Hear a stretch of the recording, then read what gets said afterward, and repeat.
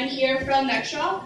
Actually, the presentations that occurred before actually provide a great introduction to what I'm hoping to speak a little bit about more today. So I came to India with the idea of trying to help our company locate our customers on a more efficient manner. We have about 25,000 customers at the moment, and we want to be able to locate them on a house-by-house basis. But right now, as we know, the address systems really aren't too efficient, and in the city that we're based out of, in Hubli, this information is very inconsistent, and a lot of areas don't even have street names, just the basic information. So actually, when I arrived here in India, I was interested in mapping, but I didn't really quite know how complicated or how interesting this whole project might be for me. I wasn't even told an address of where I was located because, well, it's actually not even useful. And I found out that after arriving here, the auto driver, taxi driver that I was to give an address to would probably even have to ask 5, 6, 7 different people before I would even get to the location. So just having, someone who knows that local knowledge is actually much more useful to getting you to that address than trying to crowdsource that information on a constant basis. So what I'm hoping to provide here is some of the experiences that we've been facing on the field, as on a day-to-day basis, we're hoping to at least get to 500 customers a day. So the company that I work for is NextDrop. A little background about us. We provide SMS messages to our customers of when their water supply is going to start. In Hubli, people get water only every 3 to 4 days, so that leaves a lot of wait time for when your water is going to arrive. Some people may not be able to go to work because they're always waiting to collect their water when they need to. So what we're able to do is we can reduce that wait time down to as little as 30 minutes, so they can just go home, collect the water, and resume their daily business.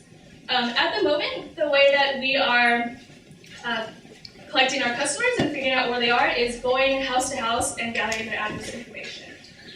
So what we've been doing is, we go to a house, we ask them what their address is, they tell us all the relevant information that they feel might get us there in the future, and then we enter that data into our system, provide their SMS message through our IVR system, and then we eventually go back to bill them. But the problem with going back to bill them is, well, their address doesn't actually translate if we give it to someone else who has never been to their house before. So you may end up, going to one house, 2 houses, 3 houses, until you finally realize, oh, that's where they were the whole time. So what we're hoping to do is kind of understand better what this local knowledge is and find a way to use it to make a more standardized system, which we all know is a little bit difficult, but somehow use that to eventually navigate to our customers in a more efficient manner. So, as I was mentioning earlier, we want to locate 500 customers a day. We have over 25,000 customers right now in Hubli. In order to be efficient and to work as best with our resources and time, we want to get to 500 a day to build them. And second, local knowledge. We know that the knowledge is there, so how can we get this, put it on a map, and use some sort of navigation system to get there? Finally, it kind of seems at the moment that maps are geared towards more larger cities. I had asked earlier, if Lokasi might consider working with smaller cities, because we feel, there's a lot of potential products, markets that could be available to people that, are in smaller cities and their address might not be the most useful. But if we can locate them on a house-by-house basis, then maybe we can provide more products in these areas. So starting with the pros, I'm sure you all find mapping pretty useful, or else you probably wouldn't even be here. So access to new markets, new products, e-commerce, helping municipal utilities bill our customers more efficiently. And as I was saying, working efficiency, if we can place our customers onto the maps, we can navigate to them more efficiently, we can see where they are, and just work productivity will improve in general. And finally, because we can. People have some sort of address in their mind, and it's just a matter of collecting this information, figuring out how we can put that on a map and use it to our own advantage. And of course, there are several cons associated with mapping at the moment. We found the first was to be mapper literacy. In Hubli, not everyone is as tech savvy and interested in mapping, or they don't really see the need for it. But if they were placed on a map, then they could provide a lot of opportunities and different services that they could have. So finding the medium of how we can make our maps in a simplified manner and in a way that others can read it as well and use it is one of the key goals that we're trying to get to. And imprecise data, which I'll just elaborate a little bit more on. So this is Alston. It's a neighborhood in Boston, and as you can see, the area boundaries and imprecise data is a problem everywhere. A great percentage of people know kind of roughly where they are, but once you get to the outskirts of the boundaries, it kind of becomes a little bit vague. So different different residents, even though they might be located similar to each other, might not exactly associated with the same area name or colony name. Contradicting data. We've discussed this a little bit so far. We found that in Hoobly, you'd assume that most people might have a plot number or a house name, but there are oftentimes people may have lived in the area for so long that this just isn't something that they even care about. They're able to get the supplies they need, they can live on a day-to-day basis without even having any sort of address. But for our purposes, to be able to provide a service like NextDrop does, address information would be very useful. Second is a lack of city planning. What I'm trying to say with this is maybe in 2003, all the houses may have had some kind of chronological order, 1 through 5. And just a couple years later, with more development, all of a sudden house 3 is located next to house 6. House 34 is no longer next to 35, but 72. So how exactly do you find those missing houses? Do you survey an entire area before you can locate them? Or is there some sort of application that we can create out of this? So we began to think maybe it's a generation gap. Maybe we need to think about this problem in a different way. People may have come to a city at different times and associated with different landmarks because of when they moved to the area. It might be the older building that they associate as landmark or the new gym that just opened. So what NextDrop has done is we haven't exactly come to a solution to this problem, but we're just trying to tackle it piece by piece as efficiently as we can. 6 to 9 months to locate all of our customers might be a little bit too long to be a little productive for us so we can keep our business going, but we've kind of tested out a couple of different prototypes so far. So we found that after collecting address information from our 25,000 customers, that most of them associate with a city, some sort of hub area, an area, colony, and of course a landmark. So we thought that maybe we could use kind of a targeting system. If you give these pieces of information to our billers, maybe eventually they can have some sort of systematic way of getting to these households and zoning in on them fairly quickly. But when we tried to actually apply this on the field, it was a little bit messier. Some areas and areas didn't always coincide, and neighbors associated with different colonies, they had different names for the same place, and it was just a big mess. We were trying to figure out what was going on. So we tried to reorganize our system. Everyone associated with some sort of landmark, so we thought maybe if instead we group these households that pick the petrol pump, for example, as their landmark, then we can just say they're all located behind the petrol pump. We don't need to know what their exact cross street is. Once you can find that landmark, then that's enough for us. But then there were the cases where there just wasn't a landmark at all. Actually, that sign up there, I was just happy that there was a sign at all, because usually there's just nothing. So we thought maybe we'll just create our own landmarks. Put an NextDrop sign, say that the houses located between landmarks 1 and 3 are to your right. The houses located between landmark 4 and 1 are behind you. And then, well, that didn't work quite. It worked fairly well, but putting up these landmarks just was very, very time consuming. So we thought maybe as we recruit our customers, we can just do it in a different way. Instead, we'll contact... Yes. Long lat. What was that? Well, the issue with that is we need to locate houses, and so getting latitude and longitude coordinates for every single house is just very time consuming. So we're trying to just prototype very rapidly, and that's why we kind of had some issues with that.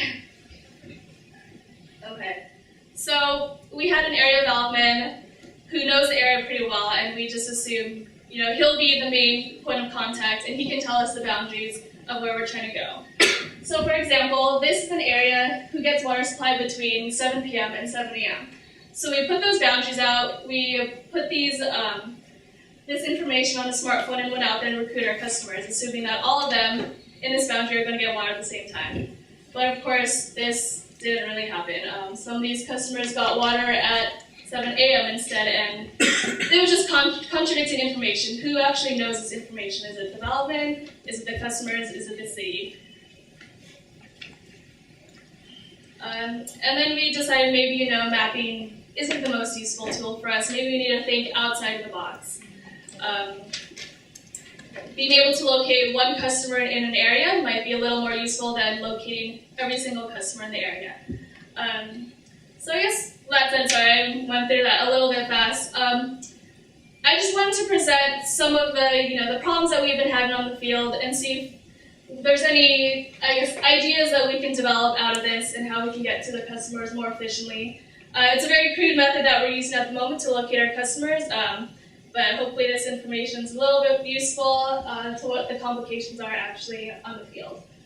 We found that unplanned development leads to a little confusing maps, and once we have these confusing maps, development and building our cities off of this is still a little bit a little complicated. So if we can somehow create maps that help development in the future, then I think we'll provide more opportunities in general. Just have a short. I just want to focus on this. We couldn't do any of this without GIS.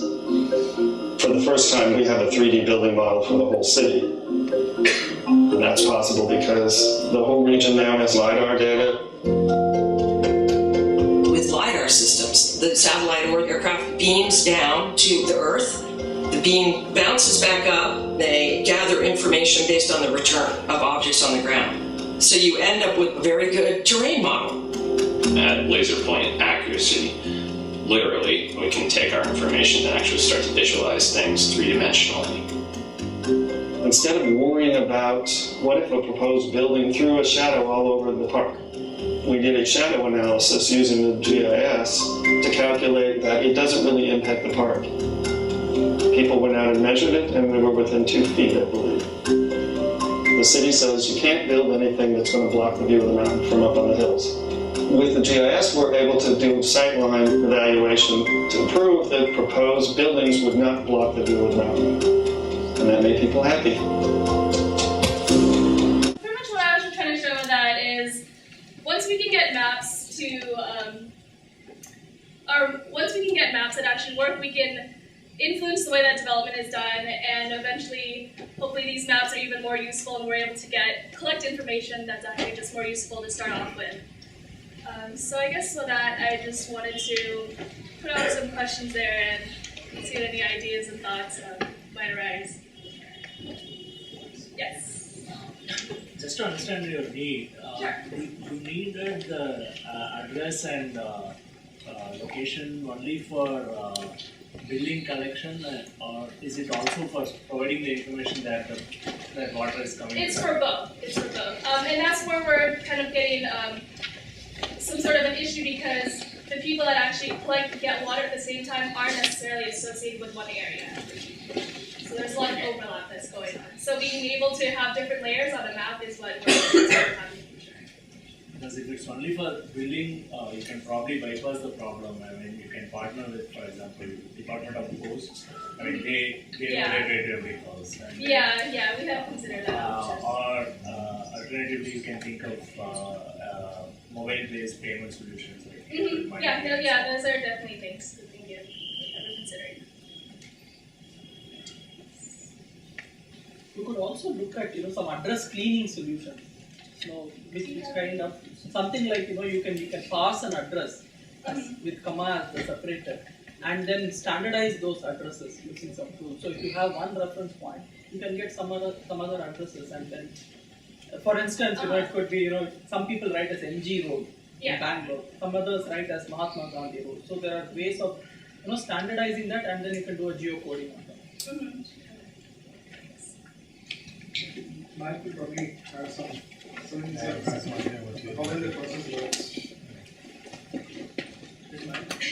I was hoping to speak more with you about this afterwards as well. And one of the questions that he asked about was trying to get the lat long of the place, but you said that that's quite expensive. Yeah, I guess we're just trying to find as quick as a solution as we can at the moment. And that's something.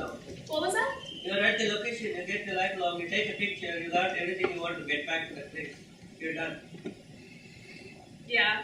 Actually, I don't think it is so difficult. I mean, you just have to, drive through it, probably have an audio tag with the proper, I mean, the audio tag which is like geostamp, and then you could go back and just do a transcription. So you don't really have to go there, stop at each and every, house and say that just this drive. Just drive through it, come back and Right, so that the timestamp is recorded. timestamp and geostamp both. Okay, yeah, thank you. And if you're already going to the houses to collect the address, you might just as well get the lat long instead of the address. Yeah. Or long the address and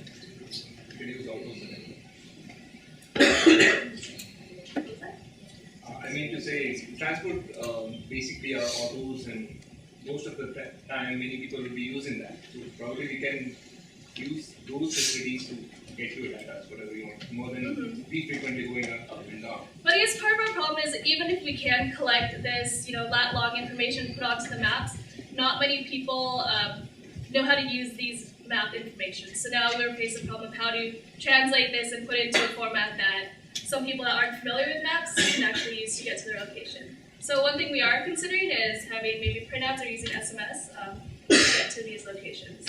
But this is still very basic thoughts, and we haven't really developed anything out of it yet. One of the things that we have done, with respect to what we do is reverse geocode. So whenever somebody sends an SMS with a particular address, we try to pinpoint to a particular location. That works quite well with our database. So what probably you would think is if you have a pretty good map database at the back end, and then you could provide an address in whatever fashion, whether it's MG Road or Mahatma Gandhi Road or whatever, depending on the level of accuracy. And obviously it has to be a custom design because you have to extract where the house number comes, where the road comes, where the area comes, and then probably get a rough estimate of where exactly this lat long should be. Maybe one interesting thing on that. See, we tried something like that with a place called Maruti Nagar. It's like somewhere near BT. And then actually the reverse geocoding Maruti Nagar is geocoded at some other Maruti Nagar which is near HA. Correct. So that's why I'm saying the search has to be intelligent enough. So when you say Maruti Nagar, you obviously say Maruti Nagar, comma, let's say that area. So, the more information that you give to, the more data that you give to the search engine with respect to the specificness, the better the result comes out to. For example, if you just... It also appears to be an iOS 6 problem, You're asking for... Yeah, I think, we should ask them to get in touch with us.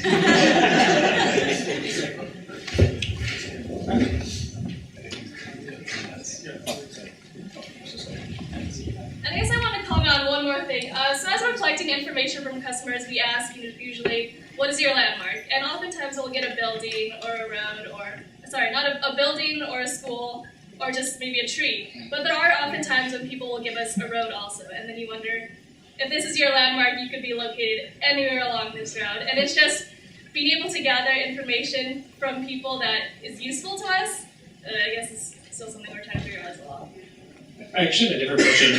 You said, you're on the other part of your business is telling people when their water is there. Yeah. How are you actually collecting that location information? Or do you have sensor data? How do you? We're actually partnered with a water board, so we gather this information from the area development, and when they open a pipe, they call into our IVR system, and that's what sends out the SMS message. Yeah, because really you need to correlate. You need to know which pipe someone is on, not just their lat long. Yeah. For that part, right? Yeah. And there are issues with, for example, households having 2 pipe connections, or they tap into another pipe connection. Problems arise on a day-by-day basis, but I just try to just capture all of that here as best as I could.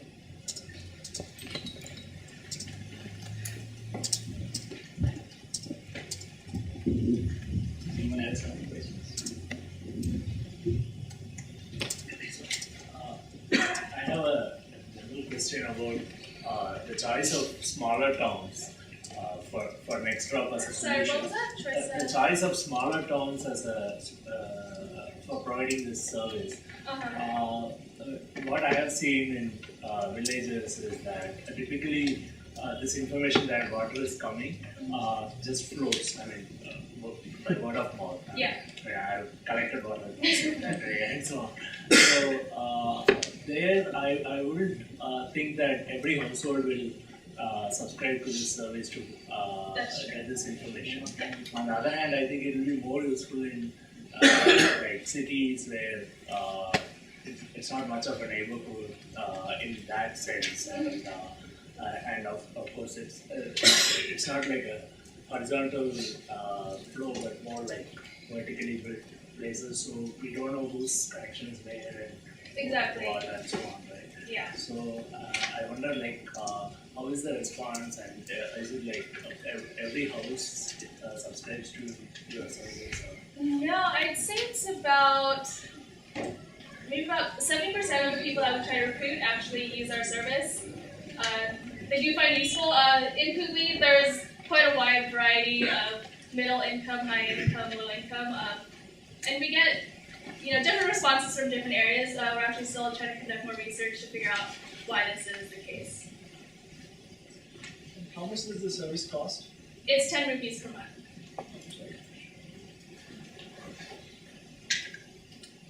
Alright, thank you.